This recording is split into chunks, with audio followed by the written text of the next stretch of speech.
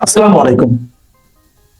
প্রিয় দর্শক, আপনাদের সকলকে আমন্ত্রণ জানাচ্ছি অন্য মঞ্চের আলাপচারিতায়। আগামী শনিবারের মধ্যেই আমেরিকা ইরানে হামলা চালাতে পারে, এই খবর দিয়েছে বিবিসি। বুদ্ধিমত্তার পরিচয় দিয়ে একটি চুক্তি না করে তাহলে ভয়াবহ পরিণতি বরণ করবে। এ বিষয়ে হোয়াইট হাউসে ব্যাপক তোড়জোড় চলছে, তবে এখনো সিদ্ধান্ত একেবারে চূড়ান্ত হয়নি। ডোনাল্ড ট্রাম্প আবারও হুঁশিয়ারি দিয়েছেন যে ইরান যদি, এপাশে রাশিয়ার পররাষ্ট্রমন্ত্রী সের্গেই ল্যাভরভ বলেছেন এই ধরনের হামলা মারাত্মক পরিণতি ডেকে আনবে এবং আঞ্চলিক দেশগুলোকে, বিশেষ করে ইরানের সাথে সৌদি আরবের কূটনৈতিক সম্পর্ক আবার নষ্ট করতে পারে। এদিকে আজকেই হরমুজ প্রণালীর কাছে ওমান উপসাগরে ইরান এবং রাশিয়া যৌথ নৌমহড়া শুরু করেছে এবং রাশিয়ার পক্ষ থেকে বলা হয়েছে একতরফা কোনো হামলা ইরানের উপর যাতে না হয় তা ঠেকাতেই এই নৌমহড়া চলছে। সুপ্রিয় দর্শক, আসসালামু আলাইকুম। আপনাদের সবাইকে স্বাগত জানাচ্ছি এখনকার আলোচনায়। আপনাদের সঙ্গে রয়েছে আমি সিরাজুল ইসলাম। দর্শক, ভিডিওর শুরুতেই বলি, যদি ভিডিও ভালো লাগে, আলোচনা ভালো লাগে, তাহলে লাইক, কমেন্ট, শেয়ার করবেন আর চ্যানেলটি সাবস্ক্রাইব করে সাথেই থাকবেন প্লিজ। দর্শক, চলুন আমরা মূল আলোচনায় চলে যাই। দর্শক, বিবিসি হচ্ছে সারা বিশ্বের একটা গুরুত্বপূর্ণ গণমাধ্যম। পশ্চিমা জগতে যে সমস্ত গণমাধ্যমের উপরে অনেক বেশি মানুষ রিলাই করে, নির্ভর করে, তার ভেতর বিবিসি একটা। যদিও বিভিন্ন জনের পারসেপশন এক এক রকম, তবে বিবিসির খবরের ব্যাপারে আমাদের দেশে অনেক বেশি গ্রহণযোগ্যতা আছে, এভাবে ধরে নেওয়া হয়। আমেরিকার সিবিএস নিউজের একজন প্রতিনিধির বরাত দিয়ে বিবিসি খবর দিচ্ছে যে আমেরিকা শনিবারের ভেতরে ইরানে হামলা চালাতে পারে এবং এই হামলাটা হতে পারে একেবারে ম্যাসিভ একটা হামলা। এই বিষয়ে হোয়াইট হাউসে তোড়জোড় চলছে। ডোনাল্ড ট্রাম্প তার উপদেষ্টাদের সাথে, তার সামরিক বিশেষজ্ঞদের সাথে সমস্ত বিষয় নিয়ে আলোচনা করছেন, কিন্তু এখনো চূড়ান্ত কোনো সিদ্ধান্ত নেননি। ডোনাল্ড ট্রাম্প ইরানকে এরই মধ্যে আবারও বলেছেন, হুঁশিয়ারি দিয়ে বলেছেন যে ইরান যদি বুদ্ধিমত্তার পরিচয় দিয়ে একটা চুক্তি না করে তাহলে তাদেরকে ভয়াবহ পরিণতির মুখে পড়তে হবে। ভয়াবহ পরিণতি বলতে কিন্তু তিনি যুদ্ধের কথা বুঝিয়েছেন। অবশ্য বিভিন্ন গণমাধ্যমে একথাও বলা হচ্ছে যে শনিবারেই হামলা হবে এমন কোনো নিশ্চয়তা নেই, তবে একটা আশঙ্কা আছে। আবার কোনো কোনো গণমাধ্যমে, এমনকি বিবিসিও বলেছে যে হামলাটা হয়তো কয়েক সপ্তাহ পিছিয়েও যেতে পারে, অর্থাৎ কয়েক সপ্তাহ সময় লাগতে পারে। কারণ ইউএসএস জেরাল্ড ফোর্ড বলে যে বিমানবাহী রণ তরীটি মধ্যপ্রাচ্যের দিকে আসছে, সেটি এখনো এসে পৌঁছায়নি, আরো সময় লাগবে। তার অর্থাৎ এই জাহাজটি এসে পৌঁছানো পর্যন্ত হয়তো ডোনাল্ড ট্রাম্প সময় নিতে পারেন, কিন্তু আগের রিপোর্ট অনুসারে এই জাহাজ এসে পৌঁছাতে 7 দিন সময় লাগার কথা ছিল। আমি আরো 3 দিন আগে একটি রিপোর্ট করেছিলাম, তাতে বলা হয়েছিল যে আর 7 দিনের ভেতরে জাহাজটি এসে পৌঁছাবে। সেক্ষেত্রে শনিবার হচ্ছে একটা সম্ভাব্য যুদ্ধের টাইম, এতে মোটামুটি একটা ধারণা পাওয়া যায়।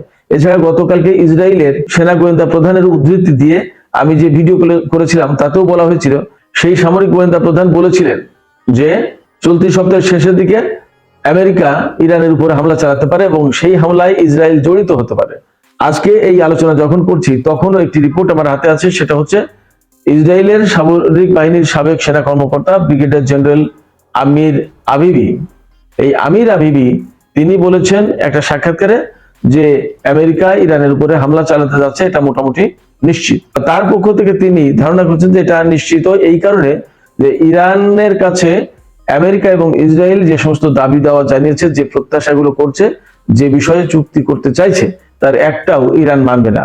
তিনি একদম পরিষ্কার করে বলেছেন যে ইরানের ইউরেনিয়াম সমৃদ্ধকরণ বা পরমাণু কর্মসূচি চলতে পারবে না বলে আমেরিকা এবং ইসরায়েল দাবি করছে, ইরান এটা মানবে না। ইরানের হাতে কোনো ক্ষেপণাস্ত্র থাকতে পারবে না এবং ক্ষেপণাস্ত্র কর্মসূচি থাকতে পারবে না। ইসরায়েল যে দাবি করছে, আমেরিকা যে কথা বলছে, ইরান এটা মানবে না। আঞ্চলিক প্রক্সি ফোর্স গুলোর সাথে ইরানের যে সম্পর্ক কাট আপ করার, বিচ্ছিন্ন করার কথা বলছে, ইরান এটাও মানবে না। ফলে ইসরায়েল এবং আমেরিকা যে দাবি জানাচ্ছে তার একটাও যখন মানবে না, তখন যুদ্ধ অনিবার্য হয়ে পড়বে এবং এই যুদ্ধ হবে গত জুন মাসে যে 12 দিনের যুদ্ধ হয়েছিল তার চেয়ে ভয়াবহ। জেনারেল আমির আবিবি কথা বলছেন এবং তিনিও যুদ্ধের আশঙ্কা জোরালো ভাবে করছেন। সেক্ষেত্রে আমরা মোটামুটি ভাবে সব দিক দিয়ে দেখতে পাচ্ছি যে যুদ্ধ অনেকটা একেবারে ঘনিয়ে আসছে। তাতে একথা মোটামুটি ভাবে জোর দিয়ে বলা যাচ্ছে যে যুদ্ধ হবে, এটা এখন আর যদির প্রশ্ন নেই, যে যদি এইটা হয়, যদি ওইটা হয়, এইরকম একটা প্রশ্ন নেই। এই জেনারেল আমির আবিবি বলছে যে এটা এখন যদির প্রশ্ন না, এটা প্রশ্ন হচ্ছে কখন যুদ্ধটা শুরু হবে। তার মানে মোটামুটি ইসরায়েলের পক্ষ থেকে, ইসরায়েলের গোয়েন্দা বা সেনা কর্মকর্তা বর্তমান এবং সাবেক তাদের অনেকের পক্ষ থেকে এইভাবে বলা হচ্ছে। ফ্যাক্ট হচ্ছে কি, এই সমস্ত খবরগুলো মেইন স্ট্রিম মিডিয়াতে আসছে না, মূল ধারা যে গণমাধ্যম তাতে খুব একটা আসছে না। আসছে বিভিন্ন রকমের টুইটারে, তারপরে ফেসবুকে বা ইউটিউবে বিভিন্ন সূত্র থেকে টুকটাক টুকটাক করে খবর যা দেওয়া হচ্ছে, বাস্তবে দেখা যাচ্ছে সেটাই সত্য। ইরানে এই হুমকির বিষয়গুলো খুব ভালো করেই বুঝতে পারছে, যার কারণে তারা তাদের পক্ষ থেকেও প্রস্তুতি নিয়েছে এবং চীনের পক্ষ থেকে ইরানকে প্রচুর পরিমাণে সমরাস্ত্র দেওয়া হচ্ছে। বিশেষ করে আমরা গত 2-3 দিন ধরে একটা খবর পাচ্ছি, চীন গত কয়েকদিন ধরে ইরানকে ডংফেং 17 এবং ডংফেং 21 এই মডেলের ক্ষেপণাস্ত্র ইরানকে দিয়েছে। এই ক্ষেপণাস্ত্রগুলো হাইপারসনিক ক্ষেপণাস্ত্র এবং এগুলো মূলত যুদ্ধ জাহাজ, বিমানবাহী রণতরী এগুলো ডুবাতে বা ধ্বংস করতে খুবই কার্যকর। এদিকে আরেকটা গুরুত্বপূর্ণ খবর আমি আপনাদেরকে জানাই, ইরান আজকে তার লোকাল টাইম অর্থাৎ স্থানীয় সময় বিকেল 3:30 থেকে মোটামুটি ঘন্টাখানেক মতো সময় রেখেছে। এই সময়ের ভেতরে তারা দেশের দক্ষিণাঞ্চলে রকেট এবং ক্ষেপণাস্ত্র উৎক্ষেপণ করবে। এই ব্যাপারে বিশ্বের আন্তর্জাতিক এবং অভ্যন্তরীণ বিমানের ফ্লাইট গুলো যাতে চলাচল না করে সেই জন্য নোটিশ দিয়েছে। এই নোটিশ কিন্তু আন্তর্জাতিক পর্যায়ে পৌঁছে গেছে, এটাও কিন্তু একটা গুরুত্বপূর্ণ বার্তা। ইরানের দক্ষিণাঞ্চল এত গুরুত্বপূর্ণ কেন? পারস্য উপসাগর মূলত ইরানের দক্ষিণাঞ্চলে অবস্থিত, অর্থাৎ ইরানের দক্ষিণে পারস্য উপসাগর অবস্থিত। আর ইরানের দক্ষিণে বিরাট একটা এরিয়া রয়েছে যেখান থেকে ইরান মার্কিন এবং ইসরায়েলি যুদ্ধ মোকাবেলার জন্য প্রস্তুতি নিচ্ছে, যেখান থেকে ইসরায়েল এবং আমেরিকার বিরুদ্ধে যুদ্ধ পরিচালনা করবে। সেই এলাকায় হয়তো তাদের প্রস্তুতি যাচাই করার একটা চেষ্টা করছে, অথবা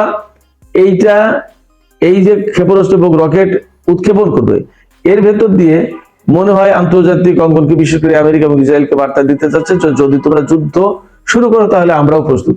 খেয়াল করুন টাইম লাইনটা, শনিবারে যুদ্ধ শুরু হতে পারে বলে আশঙ্কা করেছে, খবরটা এইভাবে প্রচার হয়েছে। ঠিক তার 1 দিন বা 2 দিন আগে ইরান তার দক্ষিণাঞ্চলে ক্ষেপণাস্ত্র এবং রকেট লঞ্চিং করবে। তো সবকিছু মিলিয়ে আমরা বুঝতে পারছি যে দুই পক্ষ মোটামুটি ভাবে একেবারে প্রস্তুত। এখন এই জায়গায় প্রশ্ন আসছে যে কে আগে যুদ্ধটা শুরু করবে। আমি আপনাদেরকে বলতে পারি মোটামুটি যা পরিস্থিতি এবং ইরানের সবসময়কার যে বক্তব্য সেটা হচ্ছে যে ইরান কখনো যুদ্ধ শুরু করে না, তবে ইরান যুদ্ধ শেষ করবে, এটা ইরানি কর্মকর্তাদের বক্তব্য। এবং যদি যুদ্ধ কেউ চাপিয়ে দেয় বা শুরু করে তাহলে সেটা ভীষণভাবে প্রতিরোধ করবে এবং পাল্টা জবাব দেবে। ইরান সবসময় বলছে যে এবারের জবাব হবে নজিরবিহীন। গত জুন মাসে যে যুদ্ধ হয়েছিল 12 দিনের যুদ্ধ, সেই যুদ্ধের চেয়ে অনেক বেশি শক্তিশালী জবাব দেবে এবার ইরান। এবং এবারের যুদ্ধকে বলছে ইরান বারবার যে এটা কোনো সাধারণ পর্যায়ে যুদ্ধ থাকবে না, এটা একের পুরো অঞ্চলে ছড়িয়ে পড়বে। এবং আমরা গত কয়েকদিন ধরে একেবারে খুব স্পষ্ট বার্তা পাচ্ছি ইরানের সর্বোচ্চ নেতার পক্ষ থেকে যে কথা বলা হয়েছে যে আমেরিকা বা মার্কিন প্রেসিডেন্ট ডোনাল্ড ট্রাম্প যে হুমকি দিচ্ছেন যে তাদের হাতে বিরাট বড় ভয়াবহ যুদ্ধ জাহাজ আছে। হ্যাঁ, এই যুদ্ধ জাহাজ খুবই বিপজ্জনক এবং বড়, কিন্তু সেই যুদ্ধ জাহাজকে ডুবিয়ে দিতে পারে যে অস্ত্র সেটা আরো বেশি ভয়াবহ। তার মানে ইরানের হাতে এরকম যুদ্ধ জাহাজ ডুবানোর অস্ত্র আছে, এই বার্তা সর্বোচ্চ নেতা দিয়েছেন। এবং এটা কিন্তু কোনো সাধারণ পর্যায় থেকে কথাটা আসেনি। সর্বোচ্চ নেতা যিনি ইরানের একজন আধ্যাত্মিক নেতা এবং ইরানি জাতির বা শিয়া কমিউনিটির ইমাম, তার পক্ষ থেকে কোনো সাধারণ কথা না, ফেলনা কথা না, হালকা কোনো কথা না। এই কথার কিন্তু ভাতৃত্ব এবং অনেক গুরুত্ব, ওজন আছে, ওজনদার কথা এটা। এ কারণে আমি বলছি দুই পক্ষের ভেতর যে প্রস্তুতি এবং রাশিয়ার পক্ষ থেকে যে হুঁশিয়ারি দেওয়া হয়েছে, সের্গেই ল্যাভরভ রাশিয়ার পররাষ্ট্রমন্ত্রী সের্গেই ল্যাভরভ বলেছেন যে এই ধরনের যুদ্ধ বা সংঘাত ভয়াবহ পরিণতি ডেকে আনবে। এবং রাশিয়া এবং ইরান আজকে যে ওমান উপসাগরে নৌমহড়া চালাচ্ছে তা কিন্তু একদম পরিষ্কার এইভাবে বলা হয়েছে যে একতরফা যে কোনো হামলা ঠেকানোর জন্য এই মহড়া চালানো হচ্ছে। তার মানে রাশিয়া সরাসরি ইরানের পক্ষ নিল, এতে আর কোনো সন্দেহ থাকলো না। আর সের্গেই ল্যাভরভ তো পরিষ্কার করে বললেন।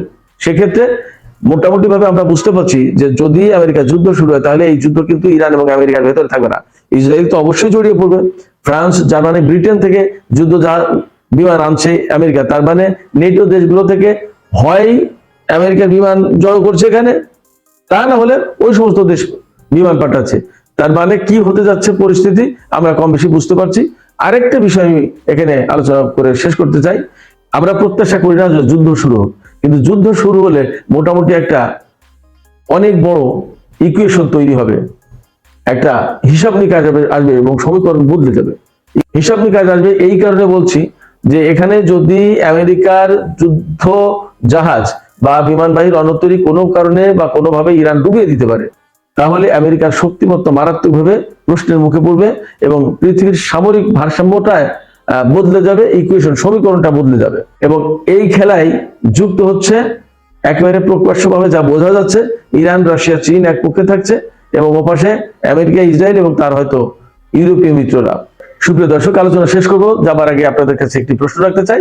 সেটি হচ্ছে যে এই যে আমরা এতক্ষণ যে আলোচনা করলাম তাতে মোটামুটি শনিবারে হামলার আশঙ্কা ব্যাপকভাবে করা হচ্ছে। শনিবারে যদি হামলা নাও হয় তাহলেও যে পরিস্থিতি, তাতে যুদ্ধ অনিবার্য হয়ে উঠেছে। সেক্ষেত্রে আপনাদের কাছে কি মনে হয়, এই ধরনের যুদ্ধ কি বিশ্বের সামরিক শক্তির ভারসাম্য বদলে দেবে? কি মনে হয় আপনাদের? কমেন্টে আপনাদের মতামত জানাতে পারেন। আর ভিডিও লাইক, কমেন্ট, শেয়ার করে আপনারা সাথেই থাকবেন, চ্যানেলটি সাবস্ক্রাইব করে সাথে থাকবেন। সবাইকে অনেক অনেক ধন্যবাদ। আল্লাহ হাফেজ।